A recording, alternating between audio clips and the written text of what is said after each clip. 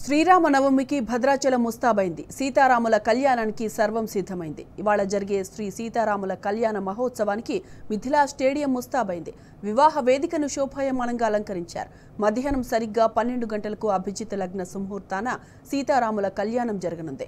రాముల వారి కళ్యాణాన్ని తిలకించేందుకు రాష్ట్రం నలుమూలల నుంచి భక్తులు భారీగా తరలివచ్చారు. భద్రాచలం పురవీధులు శ్రీరామ నామస్మరణతో మారుమోగుతున్నాయి. భక్తుల రద్దీని దృష్టిలో పెట్టుకుని అన్ని రకాల సౌకర్యాలను అధికారులు ఏర్పాటు చేశారు.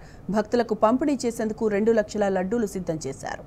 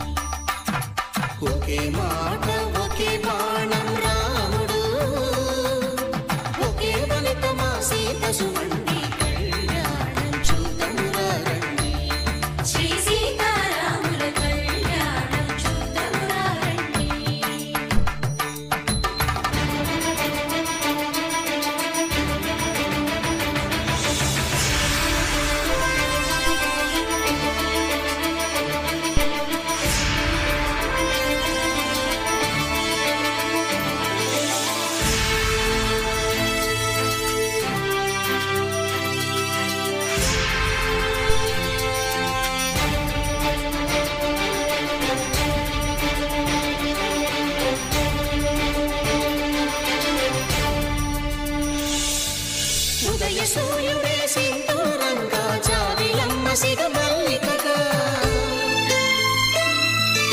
ఆమని చిగురులు మధుపర్కాలుగా రామ చిలకలే మంత్రము చదువగా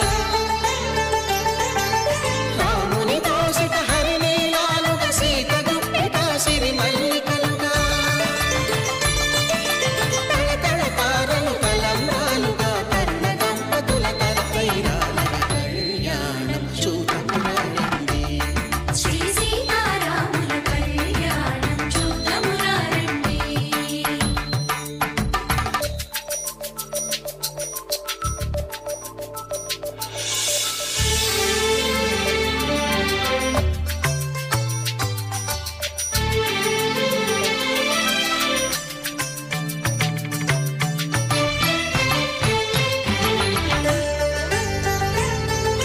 శ్రీహరి విరచిన శివధనుస్సులో పెళపెళలన్నీ గట్టి మేళముగా నరసుర కిన్నర కింపురుషాదుల కలకలలన్నీ ఘనదీవెనలుగా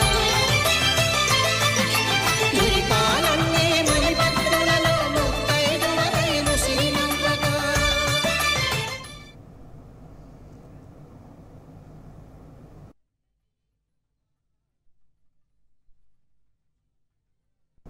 రైట్, ఇదే అంశానికి సంబంధించిన పూర్తి డీటెయిల్స్ మా ప్రతినిధి సాంబా అందిస్తారు.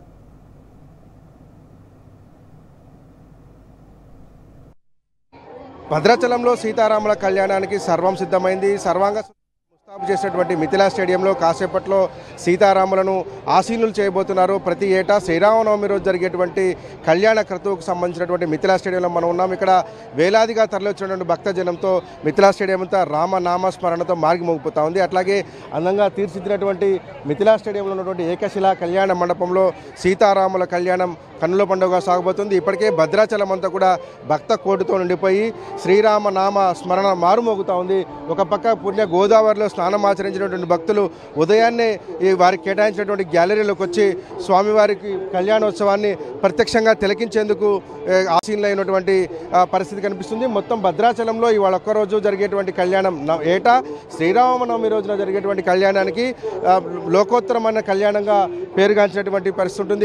ఇక్కడ జరిగేటువంటి కళ్యాణం అభిజిత్ లగ్నంలో సరిగ్గా మిట్ట మధ్యాహ్నం 12 గంటల ప్రాంతంలో స్వామివారు సీతమ్మ వారిని కళ్యాణం ఆడతారు. ఇక్కడ అక్షింతలు పడ్డ తర్వాత అంటే భద్రాచలంలో స్వామివారికి అక్షింతలు పడిన తర్వాతనే రాష్ట్ర వ్యాప్తంగా ఉభయ తెలుగు రాష్ట్రాల్లో ఉన్నటువంటి రామదేవస్థానాలలో స్వామివారి కళ్యాణం నిర్వహించడం అనేది ఆనవాయితీగా వస్తుంది. దక్షిణ భారత అయోధ్యగా పేరుగాంచినటువంటి భద్రాచలంలో జరిగేటువంటి కళ్యాణానికి ఒక ప్రత్యేకత ఉంటుంది. ఈ కళ్యాణాన్ని ప్రతి ఏటా శ్రీరామనవమి రోజున నిర్వహిస్తారు. తర్వాత దశమి రోజు రేపు ఉదయం స్వామివారి పట్టాభిషేక కార్యక్రమం ఉంటుంది. తర్వాత ఊరేగింపు, నగర సేవలో ఊరేగింపు చేస్తారు. ప్రభుత్వం తరఫున పట్టు వస్త్రాలను, ముత్యాల తలంబ్రాలను ముఖ్యమంత్రి సమర్పించబోతున్నారు.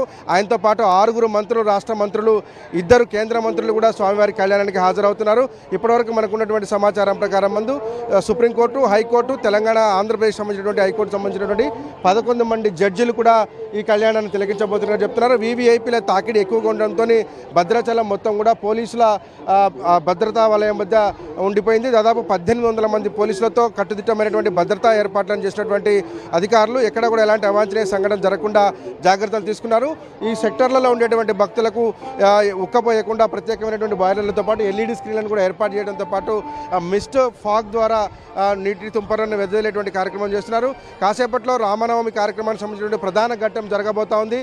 ఏకశిల ఉన్నటువంటి ఈ మండపంలోకి స్వామివారిని, సీతమ్మ వారిని తీసుకొచ్చి వేయించేసిన తర్వాత కళ్యాణ క్రతువును ప్రారంభిస్తారు. 10-10:30 నుంచి మొదలైనటువంటి కార్యక్రమం 1 గంట వరకు కొనసాగుతుంది.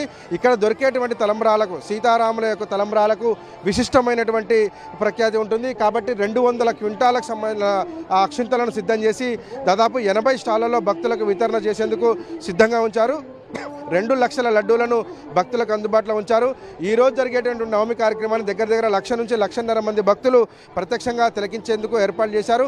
ఈ మిథిలా స్టేడియాన్ని 24 సెక్టర్లుగా విభజన చేసి 32,000 మంది నేరుగా తిలకించేలాగా ఏర్పాటు చేశారు. 12 గంటలకు స్వామివారికి, అమ్మవారికి పట్టు వస్త్రాలు సమర్పించిన తర్వాత, జీలకర్ర బెల్లం పెట్టిన తర్వాత జరిగేటువంటి కళ్యాణ క్రతువును అంగరంగ వైభవంగా నిర్వహించేందుకు ఇటు ఆలయ పండితులు, అక్కడ మిగతా అధికారులంతా సమాయత్తం ఉన్నారు. ఇప్పుడు స్వామివారికి అంతరాలయంలో కళ్యాణోత్సవ కార్యక్రమం నిర్వహిస్తున్నారు. అంతరాలయంలో జరిగేటువంటి కళ్యాణోత్సవం తర్వాత, మూలవర్లకు జరిగినటువంటి కళ్యాణోత్సవం తర్వాత ఉత్సవమూర్తులను తీసుకొని మిథిలా స్టేడియానికి రాబోతున్నారు. మిథిలా స్టేడియంలో జరిగేటువంటి కళ్యాణం తర్వాత రేపు గవర్నర్ నేతృత్వంలో గవర్నర్ ముఖ్య అతిథిగా వచ్చేటువంటి కార్యక్రమంలో శ్రీరామచంద్రుని పట్టాభిషేకం నిర్వహిస్తారు. ఇందుకు సంబంధించినటువంటి ఏర్పాట్లన్నీ పూర్తి చేశారు. గత 2-3 రోజులుగా ఇక్కడ ఉన్నటువంటి అధికారులంతా కూడా ఎలాంటి ఇబ్బందులు కలగకుండా భక్తుల కోసం ఏర్పాటు చేశారు. మంచినీళ్లను సిద్ధంగా ఉంచారు, మజ్జిగ ప్యాకెట్లను అందుబాటులో ఉంచారు.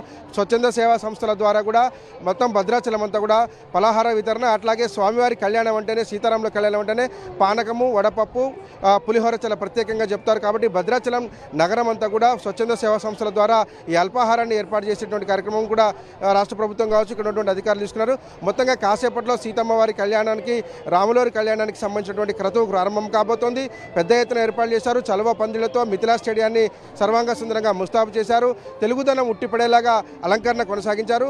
కాసేపట్లో రాష్ట్ర ప్రభుత్వం తరఫున కళ్యాణ వస్త్రాలతో పాటు ముత్యాల తలంబ్రాలను కూడా తీసుకొచ్చి స్వామివారికి సమర్పించబోతున్నారు. ఇందుకు సంబంధించినటువంటి కళ్యాణ క్రతువు అంతా కూడా పూర్తయింది. కాసేపట్లో సీతారాముల కళ్యాణానికి సంబంధించినటువంటి ప్రధాన ఘట్టం ప్రారంభం కాబోతా ఉంది.